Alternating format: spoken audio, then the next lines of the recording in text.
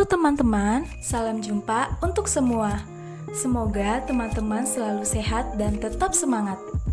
Kami dari kelompok 9, mata kuliah model pembelajaran matematika SD kelas C akan mempresentasikan tentang permainan tradisional. Sebelum memulai presentasi kali ini, kita kenalan dulu yuk sama presenternya. Yang pertama, Valentia Verina Astiovita dengan NIM 191134008. Yang kedua, Rita Kaskia Farani Saragi dengan NIM 191134158. Yang ketiga, Suci Falmaharum Situmorang dengan NIM 191134268. Dan yang keempat, Mariska Santi dengan NIM 191134287. Pada presentasi kali ini, kita akan berbicara mengenai permainan tradisional.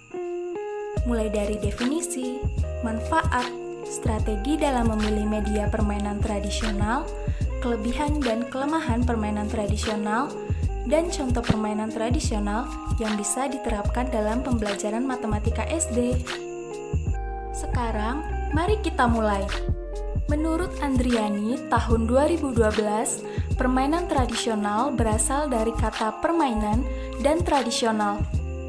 Permainan berarti sesuatu atau barang yang dipakai untuk bermain.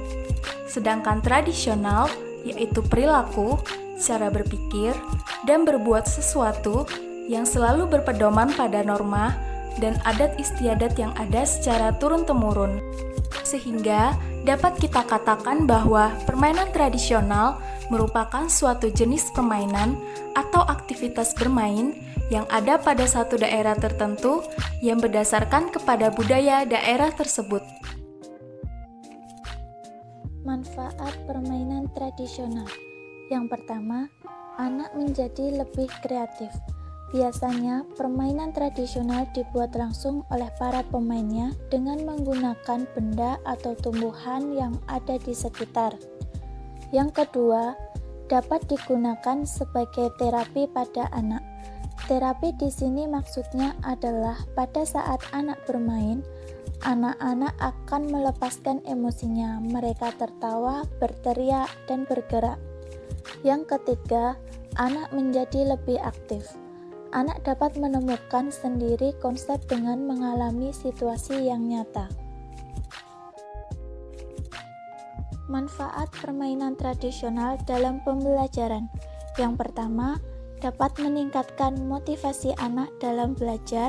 Yang kedua, sebagai sarana belajar sekaligus menumbuhkan jiwa nasionalisme. Dan yang ketiga, pembelajaran akan menjadi lebih interaktif.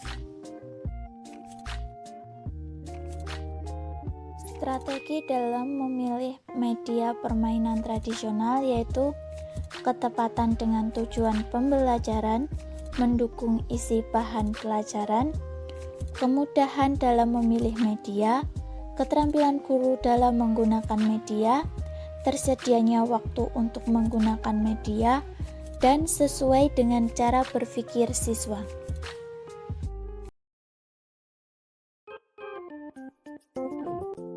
Sebagai media pembelajaran, permainan tradisional mempunyai kelebihan dan kelemahan.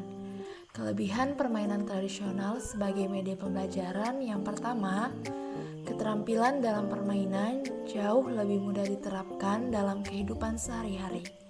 Dan yang kedua, permainan dapat memberikan umpan balik langsung.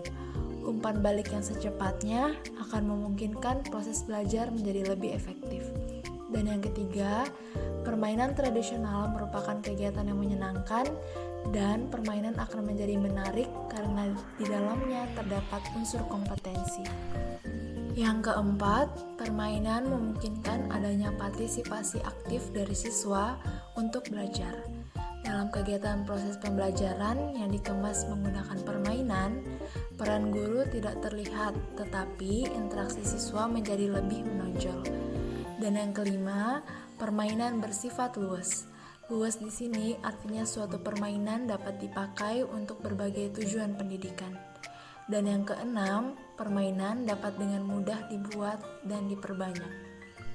Adapun kelemahan permainan tradisional sebagai media pembelajaran yang pertama, terkadang ada media permainan yang hanya melibatkan beberapa orang siswa saja.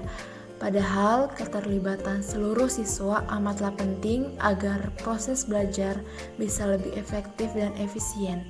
Dan yang kedua, siswa akan cenderung lebih senang bermain, sehingga siswa akan sulit menangkap materi pelajaran yang disampaikan oleh guru.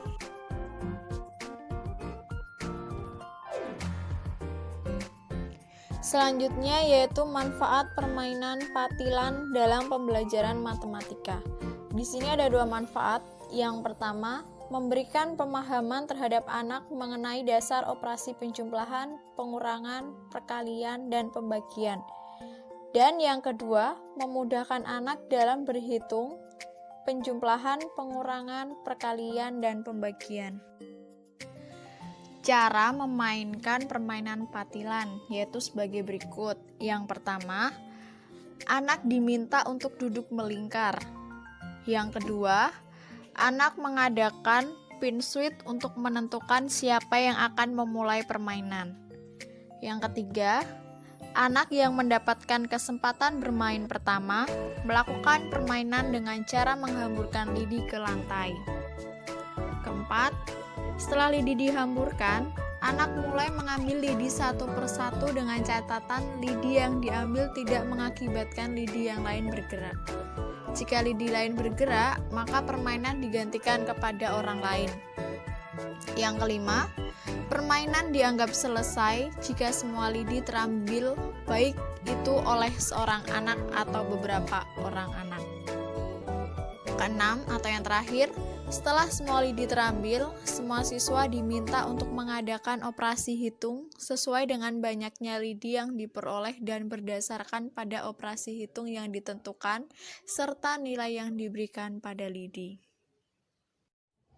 Kesimpulan yang dapat diambil yaitu belajar menggunakan media pembelajaran menjadi salah satu cara agar anak tidak merasa jenuh, termotivasi untuk belajar dan memudahkan guru dalam menjelaskan materi.